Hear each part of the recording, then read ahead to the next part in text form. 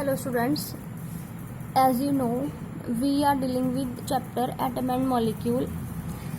Today we will discussing the starting of the chapter atom and molecule. First question ये आता है कि atom क्या होता है, एटम किसे बोलते हैं। एटम के रिगार्डिंग इंडियन और ग्रीक फिलोसोफर्स की कुछ फिलॉसफी है। ये जो फिलोसोफर्स हैं इन्होंने कुछ डेफिनेशंस दी हैं या कुछ बातें बोली हैं अपनी फ़िलासफ़ी में। जो ग्रीक फिलोसोफर्स हैं they say that atom are such particle such small particle which can not be further divisible means which is indivisible, that indivisible particle is known as atom. की कोई भी अगर आपके पास मैटर है, कोई पदार्थ है, अगर आप उसे डिवाइड करते रहोगे तो अल्टीमेटली आप एक ऐसे पार्टिकल पे पहुंच जाओगे जिसे आप फर्दर डिवाइड नहीं कर सकते। वो इनडिविजिबल पार्टिकल जो है वो एटम है। उन्होंने ग्रीक फिलोसोफर्स ने उस पार्टिकल का नाम एटम दिया है। हमारे जो इंडियन फिलोसोफर्स हैं उन्होंने भी इसके रिगार्डिंग बात की है। उन्होंने भी बोला कि हर एक मैटर जो है वो कुछ पार्टिकल से मिलके बना है। उन्होंने भी उस पार्टिकल का नाम पहले रखा है पदार्थ। देन धीरे धीरे when this discussion going on then they call that पदार्थ इज परमाणु। देन उन्होंने इस पदार्थ को नेम दिया है, they name this particle as परमाणु।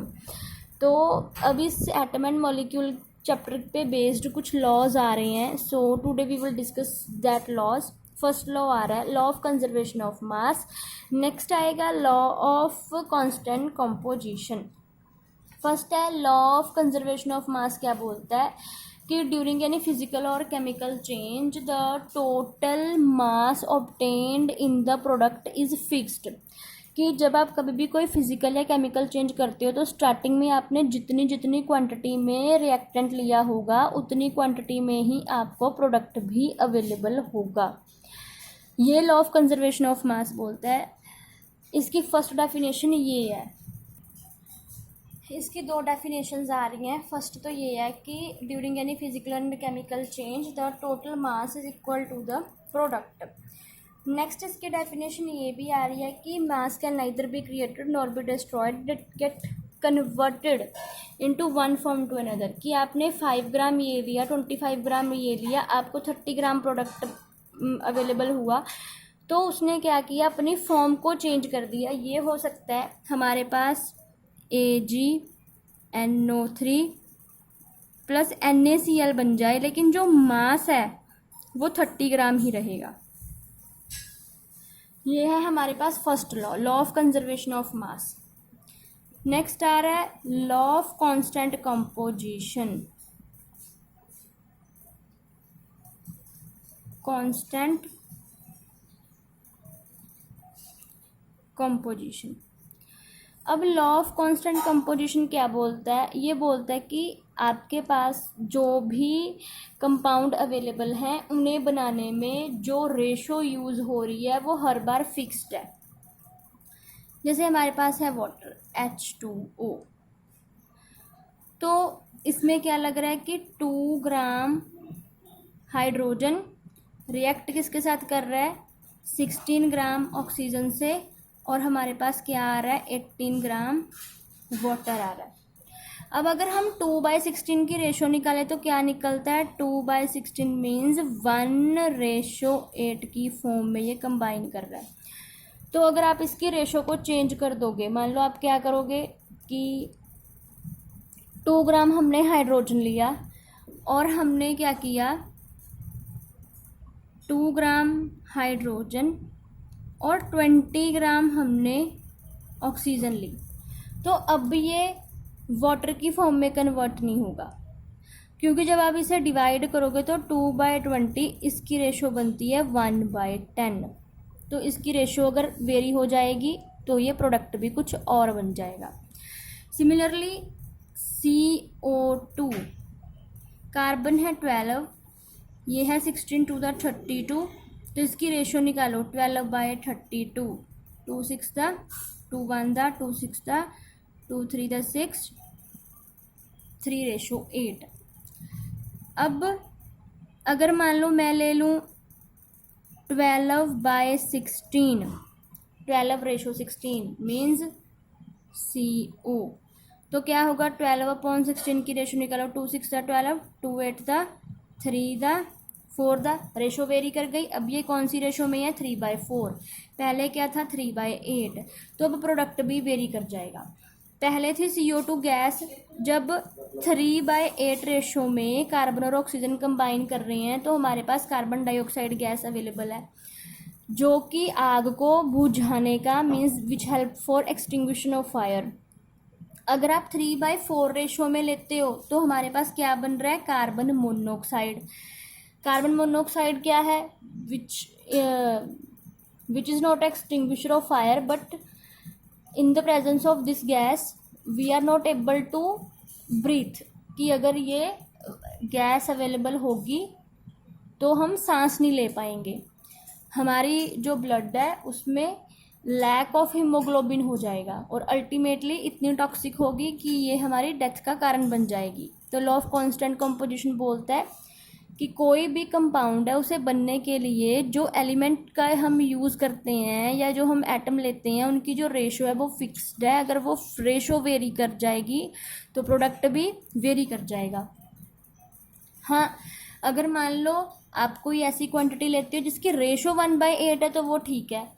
अब सपोज करो आपने क्या किया कि 1/8 रेशो में बात करनी है आपने, 1/8। अब अगर मान लो इसको 3 से मल्टीप्लाई कर दो, आप 1:8 को मल्टीप्लाई विद 3/24।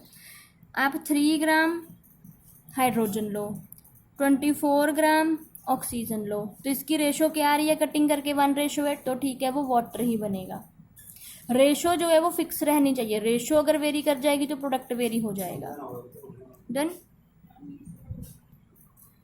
नेक्स्ट इसके बाद हमारे पास आया है कि जॉन डाल्टन, जिसने कोशिश की है मैटर को प्रॉपरली एक्सप्लेन करने की और उसने इन लॉज को अपनी थ्योरी में प्रॉपरली एक्सप्लेन किया है। फर्स्ट इसका कुछ पोस्टुलेट इसकी थ्योरी के कि जो मैटर है वो छोटे से छोटे पार्टिकल से मिलके बना है, जिसे हम क्या बोलते हैं, एटम। एटम क्या है, एक ऐसा पार्टिकल है जिसे आप फर्दर डिस्ट्रॉय नहीं कर सकते, जो ख़त्म नहीं होता, जिसे आप क्रिएट नहीं कर सकते। ये नहीं हो सकता कि आप बात करो हाइड्रोजन की या ऑक्सीजन की, इसका एंड प्रोडक्ट कॉपर हो या जिंक हो, तो आप न्यू एटम क्रिएट नहीं कर सकते। Next, atom of given element are identical in mass and chemical property. Means जो सेम होंगे, जैसे कि मान लो CO2 है और CO है, CO2 एंड CO, इनमें कार्बन और ऑक्सीजन है तो इनमें कार्बन और ऑक्सीजन की प्रॉपर्टीज़ रहेंगी, कार्बन और ऑक्सीजन की। ये कार्बन और ऑक्सीजन की तरह बिहेव करेंगे, इसमें भी कुछ प्रॉपर्टीज़ कार्बन की होंगी, ऑक्सीजन की होंगी, इसमें भी कुछ प्रॉपर्टी कार्बन और ऑक्सीजन की होंगी।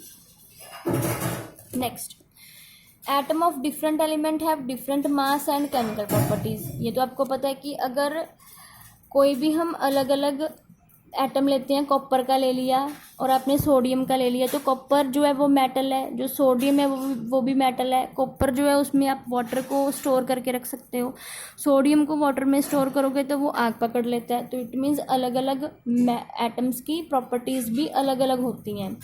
Next, atom combine in ratio of whole number to form compound. अब मैंने बता दिया कि लॉ ऑफ कांस्टेंट कंपोजिशन बोलता है कि एटम जो है उसमें जो रेशो है वो फिक्स्ड है, अगर रेशो वेरी हो जाएगी तो प्रोडक्ट वेरी हो जाएगा। तो एटम जब बनते हैं या जो कंपाउंड जब बनते हैं तो एटम की रेशो हमेशा फिक्स रखनी पड़ती है।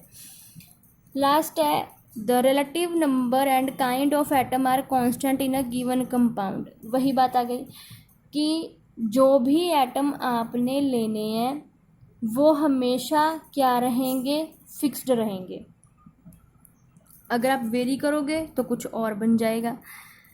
The relative number and kind of atom are constant in a given compound. अब ये नहीं हो सकता कि आप ये करो, हाइड्रोजन के 2 ले लो, ऑक्सीजन के भी 2 मॉलिक्यूल ले लो तो वो वाटर बन जाएगा।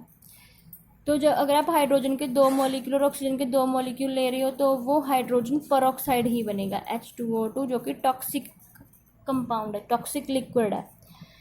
जो हम यूज़ करते हैं for the clearing of our years, कानों की सफाई के लिए जिसे हम यूज़ करते हैं, जिसे हम पी नहीं सकते, विच is not a kind of water.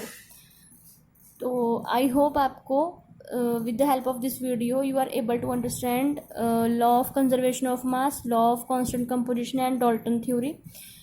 If you like my video then please subscribe my channel also. Thank you.